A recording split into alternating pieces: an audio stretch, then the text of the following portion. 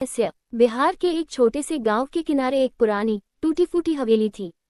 लोग उसे खूनी हवेली कहते थे। दिन में भी कोई उसके पास जाने की हिम्मत नहीं करता था, और रात में तो उस रास्ते से गुजरना मानो मौत को बुलावा देना था।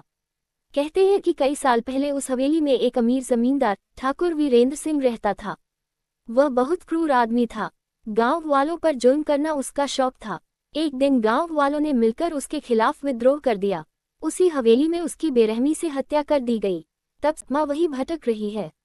एक दिन शहर से 4 दोस्त राहुल, अमित, नेहा और पूजा उस गांव में घूमने आए। उन्हें भूत प्रेत की कहानियों पर बिल्कुल विश्वास नहीं था। जब गांव वालों ने उन्हें हवेली के बारे में बताया तो वे हंसने लगे। राहुल बोला, ये सब बस डराने की कहानियां हैं, असली भूत वूत कुछ नहीं होता।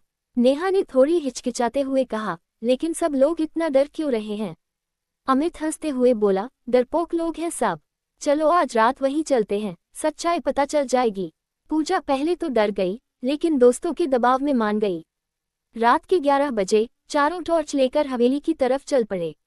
जैसे जैसे वे हवेली के पास पहुंचे, हवा ठंडी और भारी होने लगी। पेड़ों की टहनियां अपने आप हिल रही थीं, जैसे कोई उन्हें छू रहा हो। हवेली का दरवाजा अपने आप धीरे धीरे चरमराता हुआ खुल गया। ये अपने आप कैसे खुल गया? पूजा डरते हुए बोली। हवा होगी, राहुल ने कहा, लेकिन उसकी आवाज में भी हल्की घबराहट थी। चारों अंदर गए। अंदर का माहौल बहुत अजीब था। दीवारों पर पुराने खून के धब्बे जैसे निशान थे। अचानक एक तेज आवाज आई, जैसे कोई भारी चीज गिर गई हो। कौन है वहां? अमित चिल्लाया। कोई जवाब नहीं आया। तभी ऊपर की मंजिल से किसी के चलने की आवाज आई, धप धप धप। नेहा कांपते हुए बोली, कोई ऊपर है। राहुल ने हिम्मत दिखाते हुए कहा, चलो देखते हैं। जैसे ही वे सीढ़ियां चढ़ने लगे, अचानक टॉर्च की रोशनी बार बार बुझने लगी। हवा और ठंडी हो गई। ऊपर पहुंचते ही उन्होंने देखा, एक कमरा थोड़ा खुला हुआ था। अंदर से हल्की हल्की रोशनी आ रही थी। अमित ने दरवाजा धीरे से खोला। अंदर जो देखा, वह देखकर सबके होश उड़ गए। कमरे के बीच में एक कुर्सी पर कोई बैठा था, सफेद कपड़ों में, झुका हुआ सिर और लंबे बिखरे बाल। कौन हो तुम? राहुल ने डरते हुए पूछा। वह आकृति धीरे धीरे अपना सिर उठाने लगी। जैसे ही उसका चेहरा दिखा, चारों चीख पड़े। उसका चेहरा खून से सना हुआ था, आंखें पूरी तरह काली और होठों पर डरावनी मुस्कान। आंखें पूरी तरह काली और होठों पर डरावनी मुस्कान। तुम यहाँ क्यों आए हो? उसकी आवाज गूंजती हुई और डरावनी थी। पूजा रोने लगी, हमें माफ कर दो, हम बस देखने आए थे। अचानक वह आकृति तेजी से उठी और उनकी तरफ बढ़ने लगी। चारों भागने लगे, सीढ़ियों की तरफ दौड़ते हुए। अचानक नेहा गिर गई। मुझे बचाओ, नेहा चिल्लाए। राहुल और अमित रुक गए, लेकिन तभी पीछे से वह भूत जैसी आकृति उनके बहुत पास आ गई।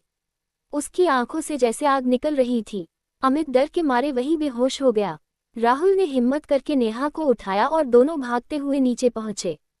लेकिन नीचे का दरवाजा बंद था। ये तो खुला था, राहुल चिल्लाया। तभी पीछे से वही आवाज आई, यहाँ से कोई नहीं जा सकता। पूजा एक कोने में खड़ी कांप रही थी। अचानक हवेली की दीवारों से खून टपकने लगा। चारों तरफ से चीखों की आवाजें आने लगीं। हमें छोड़ दो, पूजा जोर से चिल्लाई। तभी एक तेज हवा का झोंका आया और सब कुछ शांत हो गया। जब राहुल ने आंखें खोली तो उसने खुद को हवेली के बाहर पाया। सुबह हो चुकी थी। वह हक्का बक्का था। बाकी लोग कहाँ हैं? उसने खुद से पूछा। वह गांव की तरफ भागा और लोगों को सब बताया। गांव वाले चुप हो गए। एक बूढ़ा आदमी बोला, हमने तुम्हें पहले ही चेतावनी दी थी। वो हवेली अपने शिकार को छोड़ती नहीं है। राहुल की आंखों में आंसू आ गए। वह वापस हवेली की तरफ देखने लगा। हवेली के एक टूटे हुए खिड़की से उसे 3 परछाइयां देखी, अमित, नेहा और पूजा। वे खड़े थे, बिल्कुल स्थिर, और धीरे धीरे मुस्कुरा रहे थे। और उनके पीछे वही खून से सना चेहरा।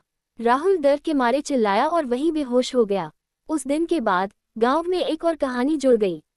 अब उस हवेली में 4 नहीं, 5 आत्माएं भटकती हैं, और रात के समय अगर कोई ध्यान से सुने तो हवेली से हंसी की डरावनी आवाजें आती हैं, जैसे कोई नए मेहमान का इंतजार कर रहा हो।